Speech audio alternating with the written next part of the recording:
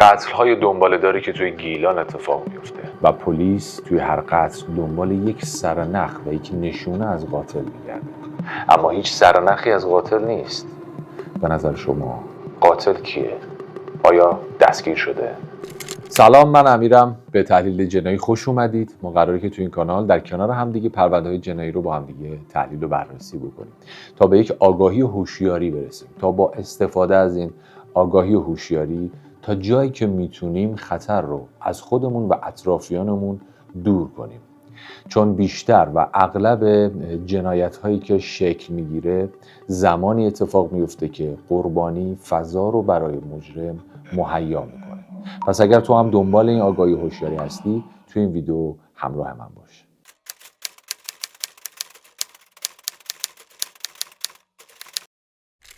گیلان اردیبهشت 1395 جسد یک خانومی رو پیدا میکنن در رودخانه سیاهکر. با توجه به اینکه هویت این جسد مشخص میشه، اما هیچ ردی از قاتل نیست و هیچ سرنخی توی دست ما نیست که بتونیم به قاتل نزدیکتر بشیم یا دنبالش بکنیم. پلیس این پرونده رو داشت پیگیری و بررسی میکرد که توی آذر همون سال جسد 2 خانم دیگر رو کشف میکنن. خب یه مقداری شرایط پیچیده تر شد. خب جسدها و خانم‌هایی که پیدا شدن به لحاظ سنی نزدیک به همدیگه هستن و یه مقداری شرایط قتل‌ها به همدیگه نزدیکه. پلیس داشت این 3 پرونده رو بررسی میکرد به صورت مجزا که جسد یک خانم دیگه‌ای رو اطراف قزوین پیدا میکنن. چرا این خانم رو به این پرونده ها مرتبط میکنن؟ به خاطر اینکه این خانم هم ساکن گیلان بوده. خب اینجا دیگه پلیس مطمئن شد که با یک قاتل سریالی روبروه. اما چه سرنخی توی دستمون هست و چطور میتونیم قاتل رو پیدا بکنیم؟ خب طبق معمول پرونده‌های این چنینی پلیس اول میره سراغ هم محله‌ای‌های در حقیقت قربانی ها تا ببینه ازشون به سرنخی میرسه یا نه. خب تحقیقات آغاز شد.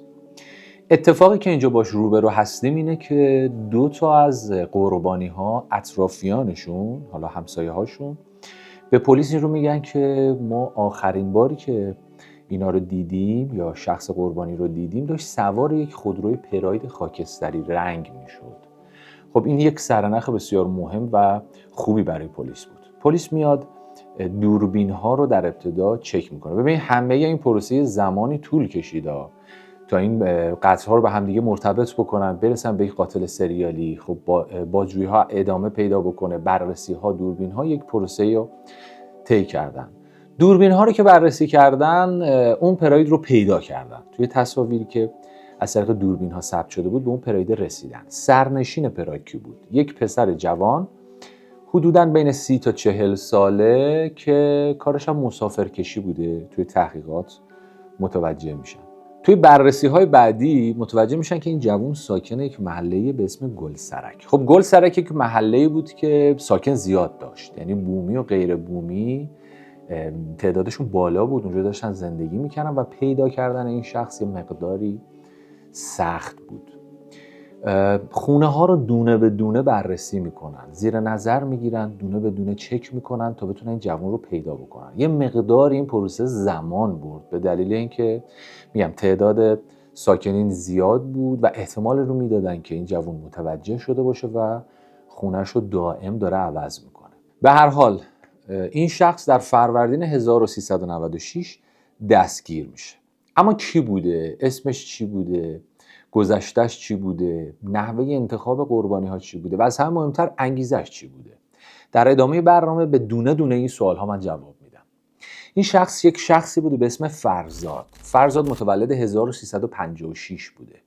توی خانواده کشاورز و آبرومند به دنیا میاد. توی یک روستایی 2 بار ازدواج میکنه و زمانی که دستگیر میشه ازدواج دومش هنوز برقرار بوده، اما ازدواج اولش رو طلاق گرفته بوده قبل از ازدواج دومش. صاحب 2 دختر بوده، هر کدوم از این ازدواج ها بودن. این ازدواج اول 1 دختر، ازدواج دوم هم صاحب 1 فرزند دختر میشه.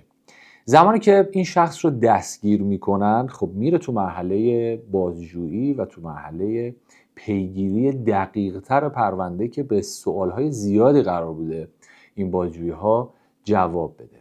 خب ما یک اشاره کردیم ابتدای برنامه به این موضوع که پلیس احتمال میداد با توجه به اینکه این قتل‌ها سریالیه قربانی‌های دیگه هم ما توی این پرونده داشته باشیم که الان هیچ مدرکی البته از اونها نداریم. پلیس چی کار میکنه؟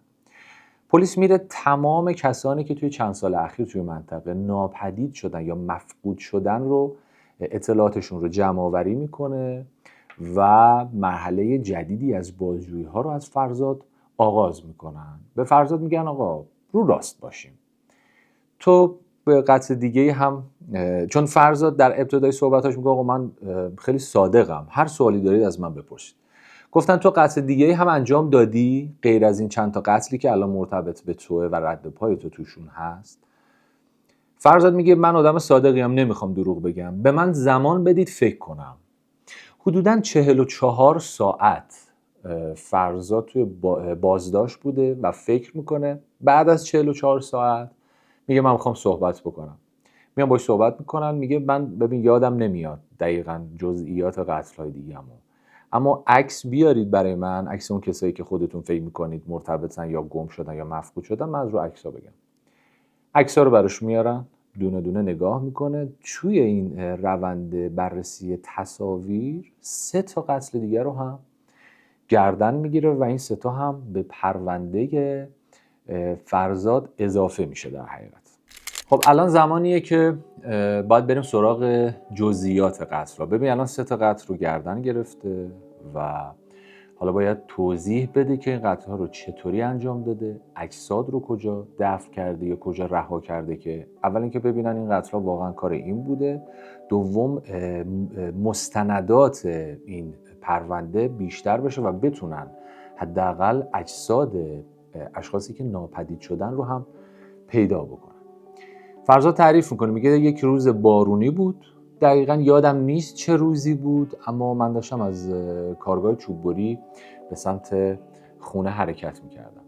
میگه من چند تا شغل عوض کردم. من ابتدا فرزاد توی یک کشتی آشپز بوده، توی کشتی توی بندرعباس که برادرش ناخدای اون کشتی بوده، یه کاری هم برای فرزاد دست و پا کرده بوده و فرزاد اونجا کار میکرده. بعد از اون میره تو کار خرید و فروش عتیقه و بعد از اون هم میره سراغ کار فروش چوب و کار چوببری و اینا. میگه من روز داشتم از کارگاه چوببری میرفتم به سمت خونه. نزدیک رشت، اطراف رشت، خانمی دست تکون داد که حالا به عنوان تاکسی یک ماشین سوار شه تا این مسیر بره. میگه خب من کار مسافرکشی هم میکردم اون موقع دیگه، حالا جسته گریخته. میگه این خانمو سوار کردم، سر صحبت رو باش باز کردم، حالا یه طرح دوستی باش ریختم، شماره‌شو گرفتم و فردای اون روز با تلفن کارتی به این خانم زنگ زدم، باش قرار گذاشتم، رفتم دنبالش. میگه زمانی که این خانم سوار ماشین شد احساس کردم میخورده حال نداره، احساس کردم میخورده حالش خوب نیست. حالا به بهانه مختلف من این رو به خونه خودم بردم که خونهش توی زیبا کنار بوده. میگه تنها چیزی که داشتم همین خونه بود و اون رو به خونه میبره و دستش رو میبنده، دهنش هم با روسری میبنده و اقدام به خفه کردنش با یک طناب میکنه. بعد از اینکه این خانم رو به قتل میرسونه، میگه اقدام به مسله کردن و تیکه تیکه کردن جسد کردم. میگه زمانی که این کار رو انجام دادم رفتم بیرون از خونه، چند تا ملافه خریدم، آوردم و بسته بندی کردم جسد رو و ملافه ها رو توی صندوق عقب ماشین قرار دادم. میگه با ماشین بیرون رفتم، دنبال یک موقعیت، یک لوکیشن، یک جایی بودم که بتونم از شر این خلاص بشم. میگه خیلی گشتم. خب چون دفعه اول من بود خیلی استرس داشتم، احساس میکردم همه پلیسا دارن به من نگاه میکنن، دنبالم. خب یک شرایط خیلی عجیبی بوده دیگه. می خیلی گشتم، هیچ جایی رو پیدا نکردم، دوباره برگشتم خونه و این جسد 3 روز توی صندوق عقب ماشین میمونه و این به خاطر ترس و استرس هیچ جای مطمئنی رو پیدا نمیکنه. میگه بعد از 3 روز خب این بوی تعفن دیگه توی ماشین اصلا غیر قابل تحمل شده بود و دیگه روز سوم گفتم هر طوری شده من دیگه باید این رو یه جایی ببرم و رها بکنم. میگه رفتم سمت جاده سراوان و توی یک حوضچه ماهی جسد رو رها کردم و برگشتم خونه. قبل از اینکه بریم سراغ جزئیات دومین قتل و قتل‌های بعدی، به این نکته من اشاره کنم. ببین طبق چیزایی که گفتم توی اعترافات قتل اول، خب نحوه انتخاب قربانی ها و نحوه قتل ها شروعش اینجوری بوده دیگه. یک شخصی رو سوار میکرده، طرح دوستی میریخته. ببین با توجه به اینکه قربانی ها سنشون بین 45 تا 55 سال بود، خب این یکی از عواملی هم بود که پلیس رسید به این که با یک قاتل سریالی طرفه دیگه. سن قربانی ها یکی بود و اقدام به سرقت طلاها میشد توی همه قربانی ها. چون سن فرزادم پایین‌تر بود، طرح دوستی که میری، خب این خانم‌ها سنشون بالاتر بود، یک جوونی رو میدیدن خوش صحبت بوده، حالا خوش چهره بوده، بعدشون نمیومد که با این آدمه آشنا بشن. خب اما اولم این سر صحبت رو باز میکرده، شماره میگرفته و یک رابطه، یک ارتباطی رو شروع میکرده و آغاز میکرده. این نحوه شروع در حقیقت اتفاقها بوده و اینکه نقشش رو از این مسیر آغاز میکرده و عملی میکرده.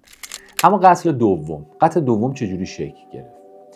فرزاد تعریف میکنه، میگه من از آستانه اشرفیه یه مقدار چوب خریده بودم، داشتم به سمت رشت میرفتم. توی مسیر یک خانمی دست تکون داد به عنوان مسافر، من وایسادم و ایشون رو سوار کردم. ایشون هم که سوار کردم، سر صحبت رو باز کردم، انقدر صحبتامون گل انداخت به اصطلاح که خانم از من اصلا خوشش اومد. گفت من دوست دارم همین امروز تو رو به خانواده‌ام نشون بدم. یه جوون خیلی خوش‌تیپ و اینا. میگه اول جا خوردم، اما بعد شماره‌ش رو گرفتم. شماره‌ش رو میگیره، فردای اون روز باش قرار میذاره و میره دنبالش. میگه این خانم که سوار ماشین شد، یه قرصی از کیفش در آورد که اون قرص رو خورد. میگه بعد از اینکه قرص رو خورد یه مقداری بیحال شد، بدنش یخ کرد و انگار که داشت از هوش میرفت. میگفت من خیلی ترسیدم بابت این اتفاقه، اما به این فکر کردم که خب الان موقعیت خوبیه که این هم به عنوان قربانی بعدی انتخاب بکنم. خب شرایطم مهیاست و بتونم این رو هم به قتل برسونم. اقدام به قتلش میکنه.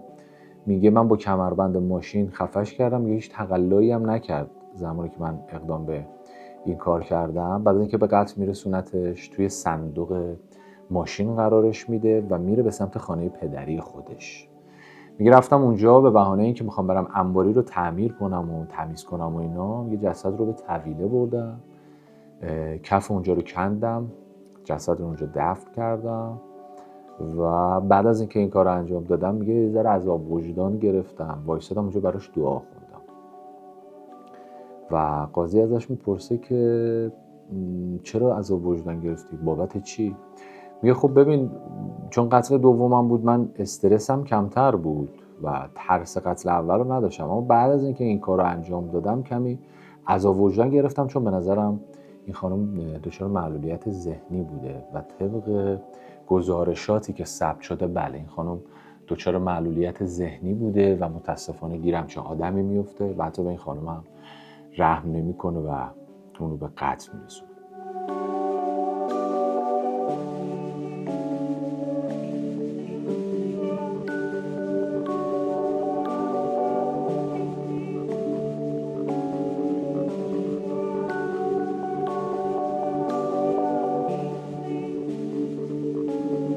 و در مورد قتل سومش اینطوری میگه خب قتل سومم با قتل دومم زیر 1 سال شد، یعنی چند ماه بعد اتفاق افتاد. میگه قربانی بعدیم رو توی فلکه گاز روستای رودبارکی سوار کردم. میگه زمانی که سوار شد و با هم صحبت کردیم متوجه شدم که دچار مشکلات اخلاقیه و من می‌خواستم تو همون روز و تو همون ساعت‌ها کارشو تموم بکنم، اما موقعیتی نداشتم و موقعیتش ایجاد نشد. میگه شماره‌شو گرفتم، 3 روز بعد باهاش قرار گذاشتم و با هم دیگه رفتیم بیرون. میگه چرخی زدیم تا شب و شب به سمت جاده تهران حرکت کردم و این اولین قربانی بود که من با چاقو اقدام به قتل کردم. میگه با یک چاقو به سینه‌اش یک ضربه زدم و بعد با استفاده از کمربند خودرو اقدام به خفه کردنش کردم. جسد رو توی صندوق ماشین گذاشتم و چون فضا و تایمی رو نداشتم که یک جایی برم و اینو رها بکنم، این برمیگرده خونه پدرزنش، یعنی همون زن دومش که با هم دیگه صیغه بودن در حقیقت. میره اونجا، میگه همش هم استرس اینو داشتم که اینا نفهمن ماشین کجاست. ماشین توی پارکینگه. این میمونه اون شب اونجا و اون جسد تو پارکینگ میمونه. صبح میگه زود بیدار شدم و به یک بهانه‌ای از خونه رفتم بیرون که گفتم من کار دارم و اینها، و میره دقیقاً روبروی پلیس راه رشت فومن جسد رو رها میکنه و برمیگرده به سراغ کار خودش. بعد از این اتفاق بازپرس ازش میپرسه که خب بین این سه تا قتل با قتل‌های بعدی یک فاصله چند ساله افتاده، یک فاصله طولانی افتاده، تو دست کشیده بودی یا موضوع چی بود؟ میگه آره، من بعد از این سه تا مورد تصمیم گرفتم که در حقیقت متنبه بشم و آدم خوبی بشم و اومدم با همسرم که صیغه موقت بودیم صیغه 99 ساله کردیم و گفتم دیگه بچسبم به زندگی. میگه بعد از این رفتم تو کار فروش خودرو و برنج.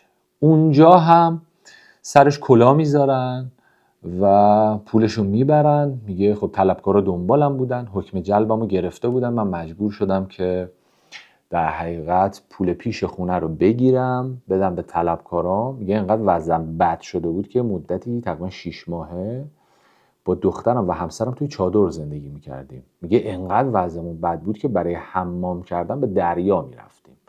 میگه خب این روزا رو داشتیم سپری میکردیم تا اینکه یکی از آشناها یک خانومی رو به من معرفی کرد که بهم گفت این خانم میتونه برای یه کار جور بکنه و بالاخره دست به خیر و اینا. این خانم پیشنهادی به من داد که دوباره اون جنونه سراغ من اومد و دوباره برگشتم سراغ کار خودم. میگه چه پیشنهادی داد؟ میگه این خانم به من گفت که همسرتون مجبوره به تنفروشی بکن تا یک پول و پله‌ای دستتون بیاد تا شرایط مالیتون یه مقداری تغییر بکنه. میگه من این پیشنهادو که شنیدم دوباره همون آدم سابق شدم، شاید بدتر، و اون نفرت سراغ من اومد. اینجا رو داشته باشید. بریم سراغ این که اصلا انگیزه این قتل ها چی بوده، اون جنونه چی بوده که هی خاموش روشن می شده. تعریف میکنه. میگه من زمانی که ازدواج اولم رو داشتم، با زن اولم از زندگی میکردم، میگه وضعم خوب بود و بعد یه مدت با یک شخصی آشنا شدم که توی کار زیرخاکی و عتیقه و اینا بود. خب میگفت کسایی هم که میدونید که سراغ کار عتیقه و زیرخاکی میرن تمام اموالشون رو به اسم یکی دیگه میکنن که اگر یه روزی گیر افتادن اموالشون توقیف نشه. میگه منم اومدم همه اموالم رو به اسم همسرم کردم، خونه و نمیدونم زمین و حالا باقی ویلایی داشتم یا یه کارگاهی داشتم و اینا همه رو به اسم همسرم کردم. بعد از یه مدتی همسرم اومد به من گفت که من میخوام از تو جدا شم، من دیگه نمیخوامت. و من اونجا متوجه شدم که این عاشق یه کسی دیگه هم بوده و در ارتباطم و همه اموال من رو گرفت و من صفر شدم، یه آدم بدبخت ورشکسته شدم و مجبور شدم که تنهایی زندگی بکنم. و میگه اینجا من یه کینه ای رو از زنها به دل گرفتم و میخواستم که از زنها در حقیقت انتقام بگیرم. یه بارم اقدام کردم که همسر خودم رو قتل برسونم و بکشمش، اما به خاطر بچم که بی سرپرست نمونه این کارو نکردم که البته دفعه دومی که اقدام حتی کردم برای این داستان بچم خیلی گریه میکرد، انقدر سر و صدا شد همسایه‌ها اومدن داخل خونه و همسرم از زیر دست من بیرون کشیدن و من دیگه قیدشو زدم و تصمیم گرفتم که انتقامم رو از زنها بگیرم. اینو داشته باشید. ما در ادامه برنامه میرسیم به صحبت‌های همسر اولش که آیا واقعا همچین قصه واقعیت داشته، بحث انتقام بوده یا موضوع چیز دیگه ای بوده و فرزاد این حرفا رو از خودش اصلا در آورده. اما ازش میپرسن قربانی بعدیت رو، حالا بعد از این مدت دوباره رفتی سراغ این اتفاق، قربانی بعدیت رو کجا سوار کردی، چطوری شد و اصلا چه اتفاقی افتاد؟ میگه قربانی بعدیم رو توی رشت سوار کردم. یه خانم حدود 50 ساله بود. میگه زمانی که من این شخص رو سوار کردم متوجه شدم که وضعیت مالیش خوبه و شروع کردم به صحبت کردم باهاش و تر دوستی ریختم. بعد از یه تایمی بهش گفتم من وضعیت مالیم خوب نیست، یه مقدار پول ازت میخوام که بهم بدی. میگه این خانمم قبول نکرد و گفت نمیدم. میگه رفتم سمت خونه خودم، یک تانکری اونجا بود، ماشین رو بغل اون تانکر طوری متوقف کردم که نتونه درو باز بکنه، یعنی کنار تانکر وایساده بوده که این خانم اصلا نمیتونسته پیاده بشه. میگه اونجا گفتم اگر تهدیدت بکنم بازم پول بهم نمیدی؟ گفت نه. میگه شروع کردم دستاشو بستن. اول فهم کرد دارم شوخی میکنم یا یک بازیه، دارم سر به سرش میذارم، اما بعد که دید جدیه شروع کرد به التماس کردن که منو نکش و نمیدونم کاری با من نداشته باشه، ولی دیگه دیر شده بود، من تصمیممو گرفته بودم. این خانم هم اقدام به خفه کردنش میکنه، به قتل میرسونه، به خونه میبره و توی حمام خونه اقدام به قطعه کردن و مسله کردن جسد میکنه. میگه خب من چون آشپزی میکردم با آناتومی بدن انسان آشنا بودم، یه جورایی با تکه تکه کردن گوشت و استخون و اینا آشنا بودم، خیلی برام کار سختی نبود. و اینجا دوباره اون ترس و استرسه دوباره به من وارد شد و دوباره همون آدم قبل شدم. ازش پرسیدن خب اون خانم اگر بهت پول میداد هم نمیکشتیش؟ میگه احتمالش وجود داشته، اما من دیگه اون موقع تصمیممو گرفته بودم. اینجا ازش میپرسن خب چجوری این قربانی ها چجوری به همین راحتی تو رو قبول میکردن و بهت اعتماد میکردن؟ میگه نه اینجوری هم نبود، بعضی ها خودشون میخواستن که این اتفاق بیفته. میگه من یک خانومی رو، یعنی قربانی بعدی، قربانی پنجمم در حقیقت یک خانومی بود که من ایشون رو سوار کردم، ایشون از تهران اومده بود و به من گفت من قصد رفتن به ترکیه رو دارم. میگه منم گفتم من خیلی آشنا دارم تو این تورای مسافرتی و تورای خارجی و اینها، اینجوری با هم دیگه ارتباط گرفتیم. میگه این خانم رفت ترکیه و برگشت به من زنگ زد، با هم دوباره در ارتباط بودیم، با هم آشنا شدیم، پیشنهاد ازدواج داده بوده به این خانم، یعنی از این مسیر وارد شده بود. بعد اینکه این خانم از ترکیه میاد بهش میگه من میخوام تو رو ببرم خونمون تا با خانواده‌ام آشنا بشی و تو رو به خانواده‌ام نشون بدم. زمانی که خانم رو به خونه میبره توی فرصتی از توی آشپزخونه یک چاقویی برمیداره و از پشت یک ضربه‌ای بهشون میزنه و به قتل میرسونتش. جسد رو به حمام میبره، شروع به قطعه کردن میکنه. میگه اینجا نمیدونم چرا ولی حالم خیلی بد شد و حالت تشنج بهم دست داد، انگار پنیک شده باشه، فشار عصبی و استرس. و تو همین حین همسرش میرسه، همسرش میاد خونه. همسرش که میاد خونه طبق گفته های خودشون میگه همسرم که اومد اول فکر کرد که من تصادف کردم و جسد آوردم خونه که لو نرم یا گیر نیفتم، اما بعد متوجه شد که قصه چیه و من همسرم رو تهدید کردم که اگر به کسی چیزی بگه و اگر این موضوع از این خونه بره بیرون هم خودش و هم خانوادهش رو به قتل میرسونم. و میگه اونجا هم همسرم قبول کرد و این موضوع بین خودشون موند. ببین با توجه به اینکه همسرش سوء سابقه داشته و با توجه به شواهدی که در ادامه بهش میرسیم توی دادگاه و اتفاقاتی که افتاده، خیلی اتفاق قابل قبولی نیست این اتفاق دیگه. ببین ما اینجا نمیخوایم قضاوت کنیم یا حکم بدیم، ما نسبت به شواهد، نسبت به چیزهایی که توی پرونده هست نظرمون رو میگیم و تحلیلی که میتونه وارد بشه به هر قسمت پرونده.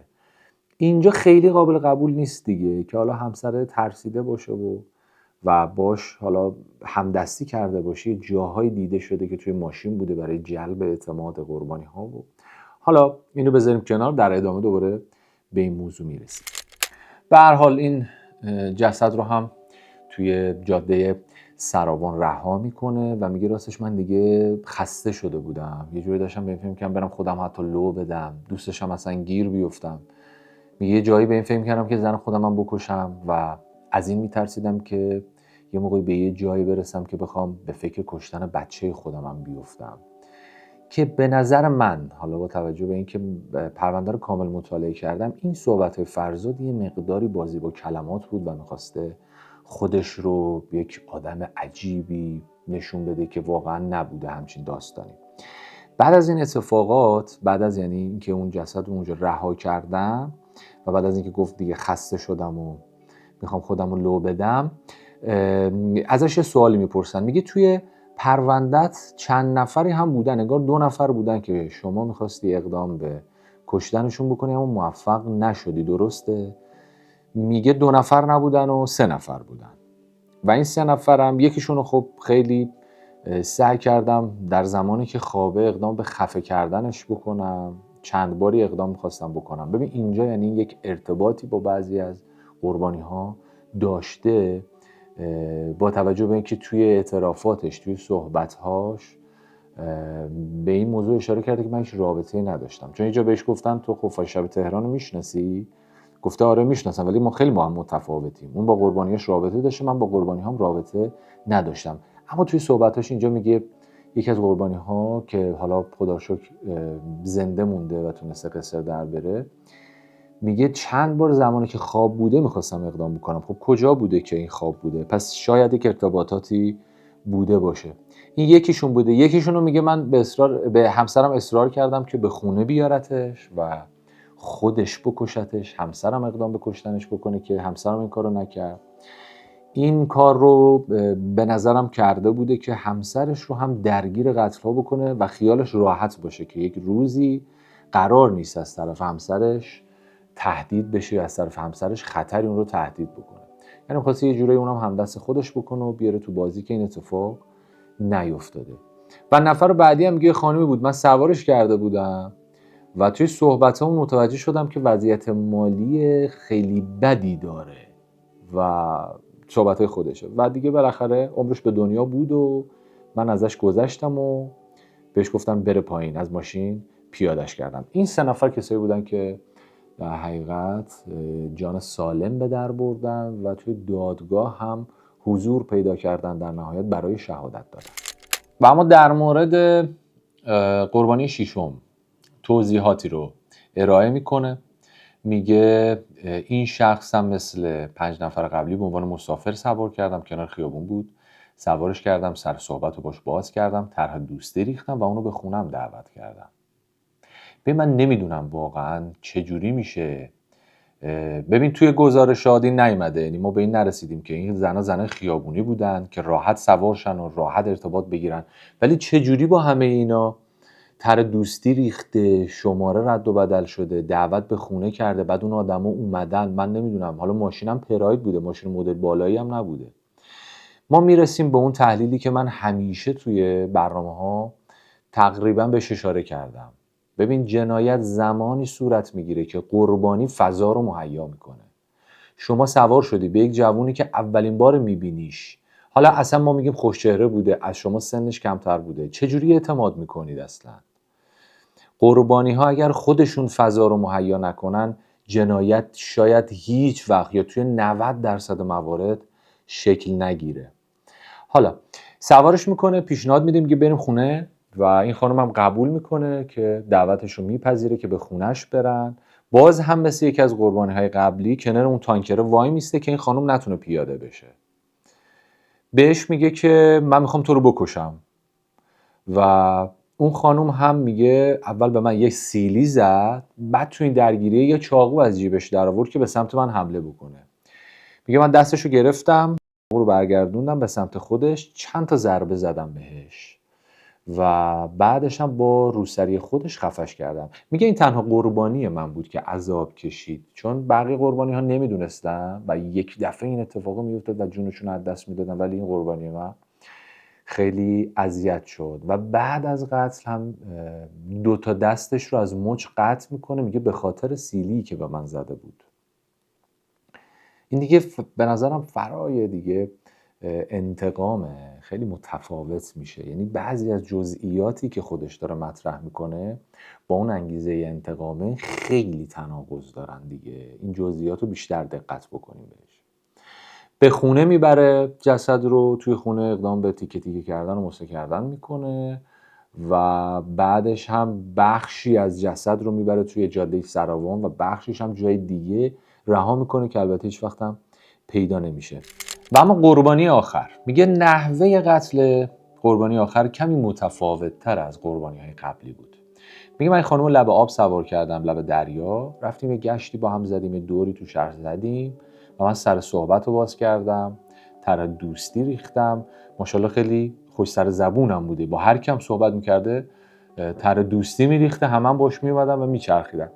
حالا میگه یه دوری زدیم، من جلوی داروخانه وایسادم، چند تا قرص خواب گرفتم. اینکه حالا اون قرصا رو چجوری از اون داروخانه گرفته این یه نقطه مجهوله تو این پرونده، بذارمش کنار. و توی آب ریختم و دادم به این خانم خورد. بعد از یه تایمی که داشتیم میچرخیدیم این خانم یه مقداری بیحال شد و حالت خواب آلودگی بهش دست داد و ازم پرسید تو قرص چیزی توی این آب ریختی؟ میگه من با سر جوابشو دادم، اینجوری کردم که یعنی آره. میگه یهو یه لگد زد به فرمون و ما خوردیم به جدول.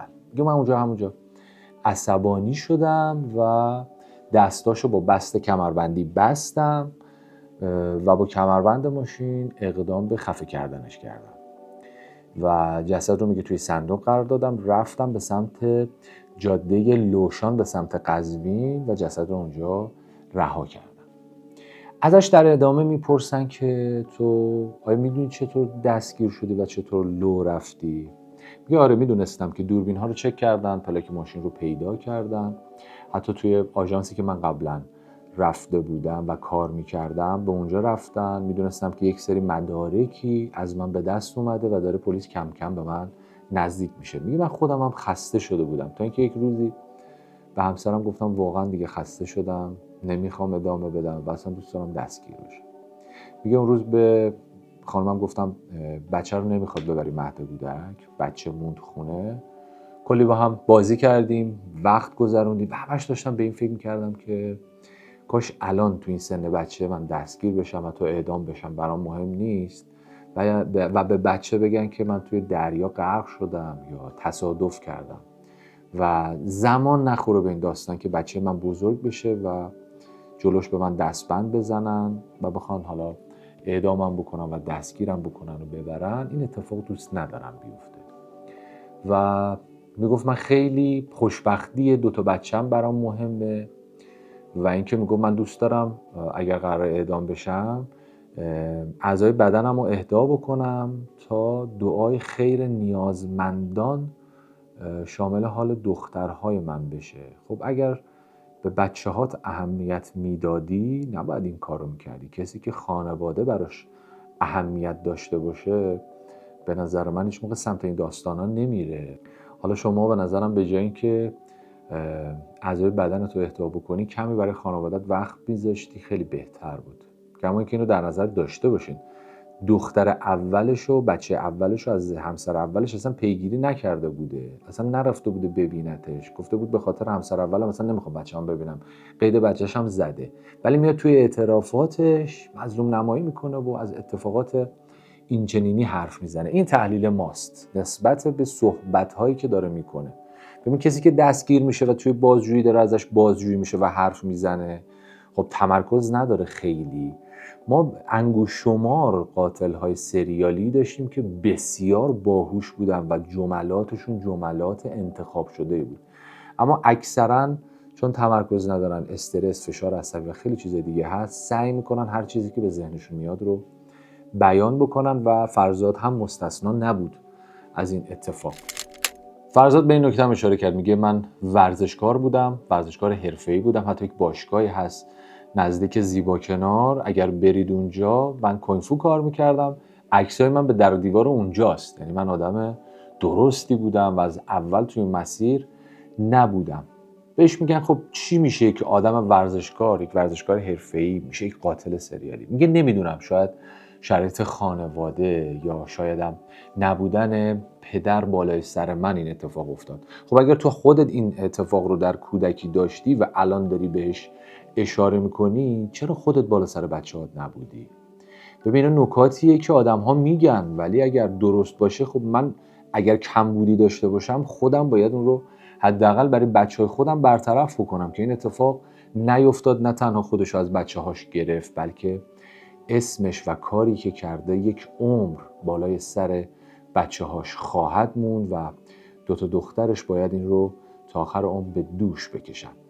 به هر حال بریم سراغ صحبت‌های زن اول فرزاد، کسی که فرزاد اون رو دلیل انتقامش مطرح کرده بوده و همسرش رو مقصر اصلی این قتل‌ها و پرونده ها میدونست. خب همسرش 13 سالش بوده که با فرزاد ازدواج میکنه. تعریف میکنه، میگه خب فرزاد توی بندر عباس توی کشتی کار میکرد و زمانی که میخواست به خانواده‌اش سر بزنه از شهر ما رد میشد.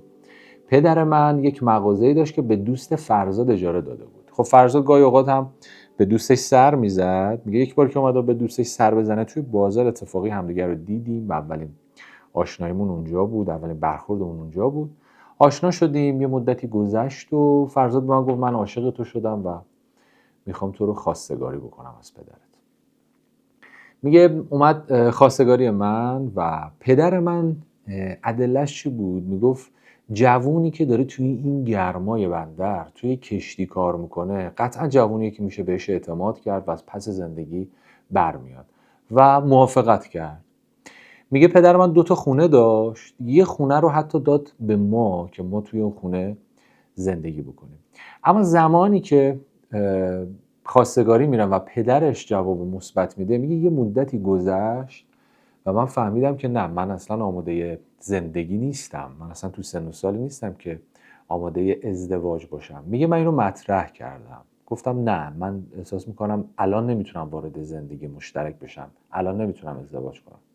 میگه فرزاد انقدر گریه کرد و التماس کرد و پیگیری کرد تا منو سر سفره عقد نشوند. اما فقط 4 سال کافی بود که من بفهمم که چه اشتباه بزرگی کردم و با کی دارم زندگی میکنم. یکی از اشتباهات این زندگی و خراب شدن این زندگی این بود که این بچه ها تو سن کم مجبور به ازدواج کردن و پدر این دختر اگر مخالفت میکرد و اجازه میداد که این دختر بزرگتر بشه و به سنی برسه که بتونه خودش زندگیش رو اداره بکنه و برای زندگیش تصمیم بگیره، به نظر من این جهنم برای این دختر رقم نمیخورد. خودش تعریف میکنه، میگه اولین قربانی های فرزاد من و دخترم بودیم. میگه من و دخترم اول کشت و بعداً رفت سراغ آدم های دیگه. میگه جدایی ما چجوری اتفاق افتاد؟ میگه من یه روز گیلان بودم، خونه خواهر فرزاد، مهمون بودم اونجا. فرزاد به من زنگ زد و گفت ما باید جدا شیم و من میخوام ترکت کنم و برم و قطع کرد گوشی رو و گفت یه نامه ایرم توی خونه گذاشتم. میگه من پدرم گفتم بهش که بره اون نامه رو پیدا بکنه، رفت خونه نامه رو پیدا کرد. میگه نامه رو هنوز دارم و چیزیه که یعنی وجود داره، مستنده. و داخل نامه چی رو نوشته بود؟ داخل نامه فرزاد برای همسرش نوشته بود که من باید برم از آدم‌هایی که به من بدی کردن انتقام بگیرم و بعدش هم یا خودم رو تحویل میدم یا خودکشی میکنم. میگه دیگه ناپدید شد و من حالا هر چی تماس گرفتم باهاش و پیگیری کردم نتونستم پیدا کنم. هیچ نشونی از فرزاد نبود. میگه 2 سال طول کشید تا من بتونم غیابی طلاق بگیرم و خیلی سختی کشیدم و حتی حضانت بچه رو هم یه زمان خیلی طولانی صرف شد تا بتونه بگیره. میگه توی روزنامه آگهی دادیم و کلی زمان خورد تا بتونیم حتی حضانت بچه رو بگیریم. میگه یه جایی به من تهمت زده و گفته دلیل اصلی انتقام ها و این قتل ها من بودم، ولی واقعاً نمیدونم چرا این رو گفته. میگه من یه بچه 13 ساله بودم، حتی بلد نبودم کنار خیابون یه تاکسی بگیرم. من چجوری میتونستم کاری بکنم که این آدم به خاطر انتقامش از من بره همچین کارهایی رو بکنه؟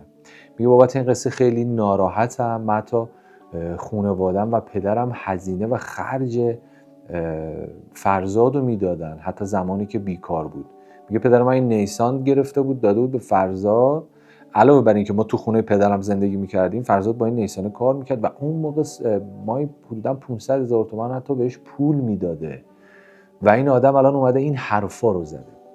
بعد از اینکه اظهارات خانم فرزاد ثبت میشه، ما با 2 تا داستان متفاوت الان روبرویم دیگه. فرزاد میگه من دلیل انتقامم این اتفاق بوده، اما همسرش میاد یک چیزایی رو میگه و نامه‌ای رو میکنه از فرزاد که اصلا دلیل جدا شدنش و دلیل رفتنش اصلا یک اتفاق دیگه‌ای بوده و انگار فرزاد مسیر دیگه‌ای رو برای خودش انتخاب کرده بوده. و یک نکته جالبی رو همسر اولش اشاره میکنه بهش.